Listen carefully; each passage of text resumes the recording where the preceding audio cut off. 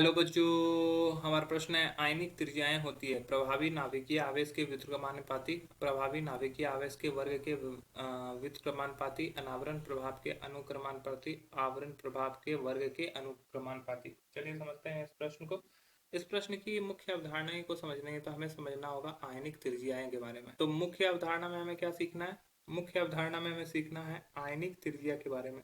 आयनिक त्रिज्या किसे बोलते हैं? आयनिक त्रिज्या उसको बोलते हैं जब धनायन और ऋणायन, ठीक है, धनायन और ऋणायन जब आपस में जुड़ते हैं तो उसके बीच का जो नाभिक होता है, ये सपोज कर लो ये हमारा धनायन है, ठीक है, ये धनायन है हमारा, इसका नाभिक ये है, और ये हमारा ऋणायन है, ठीक है, ये हमारा ऋणायन है, इसका नाभिक ये है।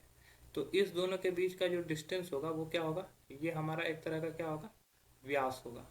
ये जो डिस्टेंस होगा, ये वाला पार्ट, उसको हम लोग व्यास बोलते हैं, डी से डिनोट किया जाता है इसको, ठीक है। और इसी के आधे भाग को, इसके आधे भाग को, इस दोनों का आधा भाग को हम लोग क्या कहेंगे? इसको हम लोग त्रिज्या बोलेंगे, जिसको आयनिक त्रिज्या बोलते हैं, ठीक है। इसी को क्या बोलते हैं? आयनिक त्रिज्या। ये धनायन है और ये ऋणायन है, तो इससे इसी को आयनिक त्रिज्या बोलते हैं। आयनिक त्रिज्या का जो फॉर्मूला होता है, आर एन इक्वल्स टू होता है एन स्क्वायर ए नोट बाय जेड, ठीक है। तो अब यहां से देखो ये जेड क्या है? प्रभावी नाभिकीय आवेश, ठीक है, प्रभावी नाभिकीय आवेश। तो इसको अगर हम कांस्टेंट मान लें तो आर एन इस क्या होगा? व्युत्क्रमानुपाती हो जाएगा प्रभावी नाभिकीय आवेश के।